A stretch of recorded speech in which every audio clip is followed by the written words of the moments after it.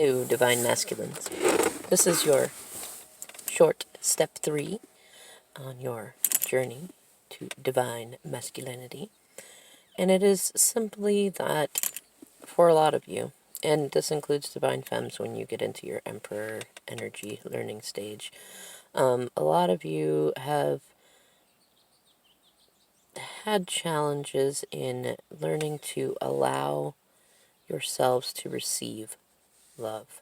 And I mean like unconditional love, like love without ulterior motives, love where your divine feminine really just enjoys you and your company, and they want to be a team, they want to be walks besides, they want to watch you grow and fly, and they want you to love them reciprocally.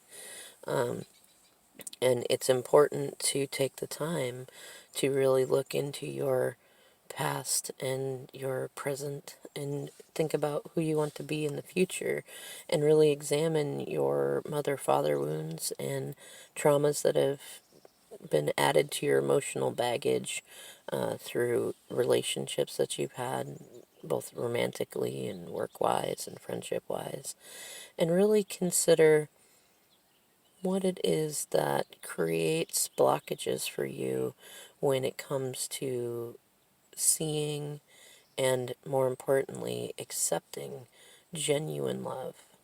Love without ulterior motives. Because, and you can recognize if you're doing this or not, because you might receive a nice gesture from your divine feminine and look for the tricks, the traps, the motivations, and be thinking there's got to be something to it, and there's got to be, I know when my DM was having a very hard time with things, I was trying to think of ways to help before I realized, stop helping. But that's why I say, if you feel called to do something and it's not the right thing to do, just do it. You can apologize later, forgive yourself later. But I'm glad that I did it, because one of the things I did was reached out to mutual friends that we had and just said, hey, my DM's going through a really hard time. I'm worried about him. Would you be willing to just send a kind message and say, hey, I'm here if you need to talk. Just something very simple. I didn't tell them what all was going on. Some of them did know a little bit more of the story, but I just asked for those that would be willing to do it in their own ways. And there was probably 5 or 6 of them that did, and they were meaningful people along the story of us, and a couple of new people. And I mean, I was just thinking this would, like if it was me, this would feel really good, really affirming. And I was thinking that it would show that I'm not trying to hurt anybody, that I'm just trying to find the space between the notes in music to be the water between the rocks in a creek, and just say, here are your options. You have options. You have help. You're not alone. You're supported. People care about you. And because we were also dealing with some challenges with resources, like I've been driving a car that's in his name, and it's the only one that I have that works, that I can get the kids to and from school, and we'd had fights about it before our big separation, and a lot of it was my fault, that I ended up in a battle of words with him, for lack of a better way to put it. And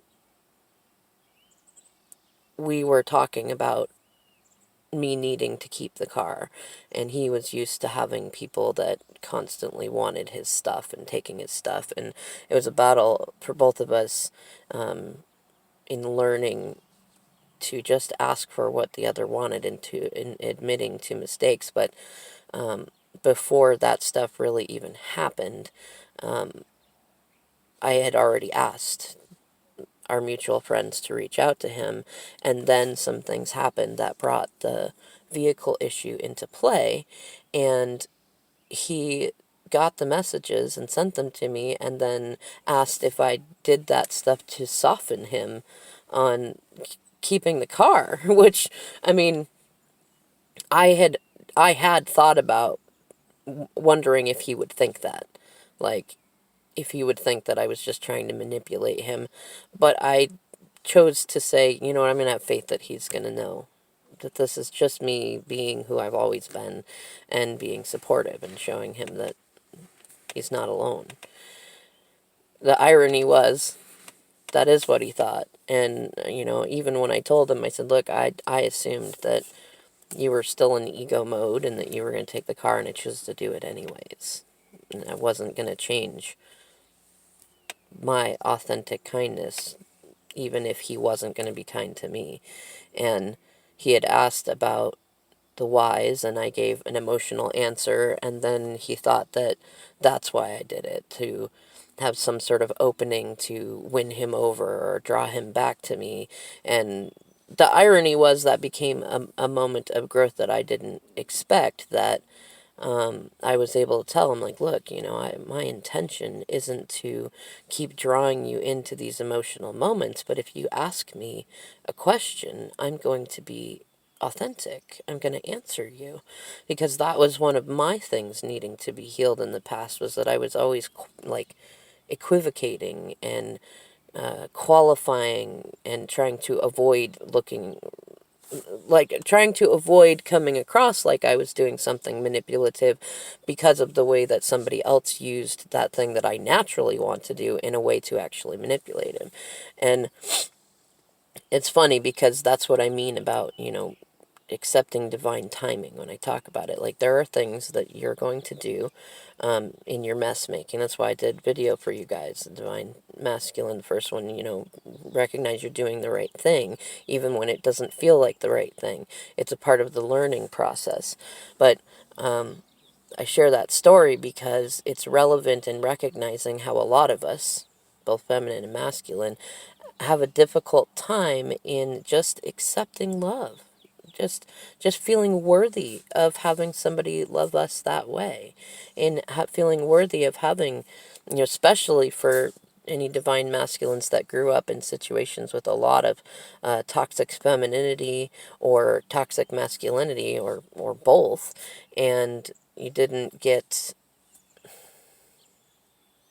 where you grew up in situations where people used relationships transactionally, to get ahead, to someone to pay the bills or to watch the kids or to do this and that, like the kind of relationships where if you're not meeting my needs, I don't love you anymore, or if you're not satisfying my every little thing, I'm withdrawing and pulling away, and or just or people just generally using each other, mostly subconsciously. But when you grow up in situations like that, and a lot of people did, I'd imagine most of the people, most of you watching this, grew up in some form of dynamic like that, where you watched your family and your friends' families and your siblings effectively go into relationships in their pain bodies, and used relationships either to protect themselves from feeling alone, to feed codependent needs, to feed addictions, to get resources, to feel better than somebody else. And those need to really be examined. You need to go in and think about that stuff, because whether it's already right now or whether it's ahead in your path, you're going to start recognizing who's a part of your soul tribe, including your divine feminine. And these people are not going to have ulterior motives for loving you. Yes, they want something. They want you. They want you to be happy. They want you to smile. They want to see you grow. They want to see you pursue your dreams. They want you to know you're not alone.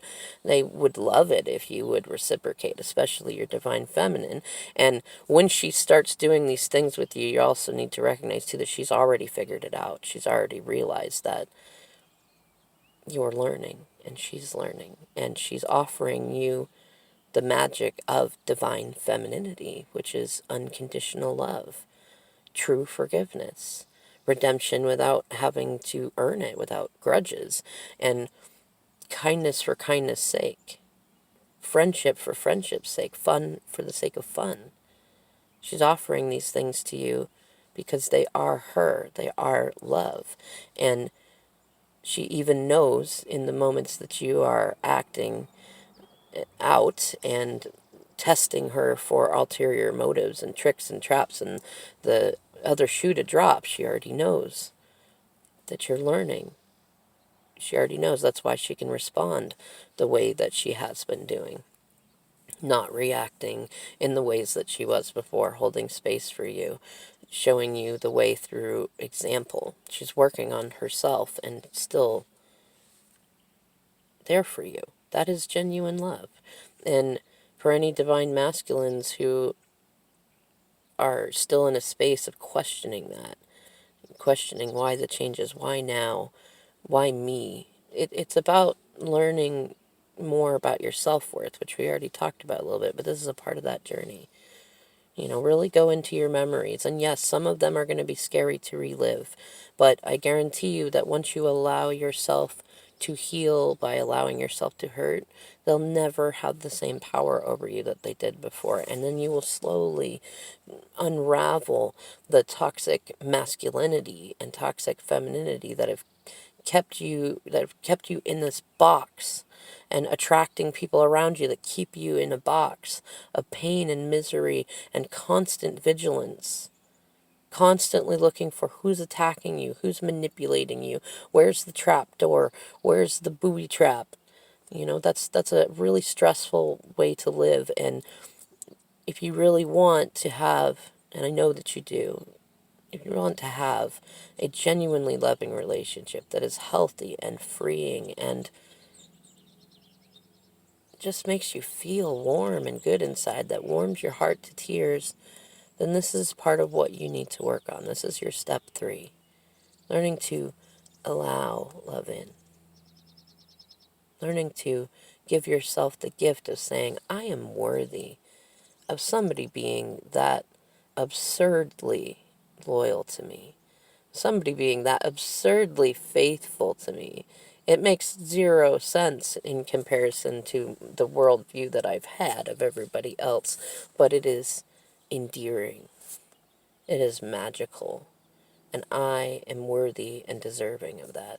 Start changing your self-talk to that sort of thing. Even though it feels absurd, embrace the absurd. I guarantee you it'll be worth it.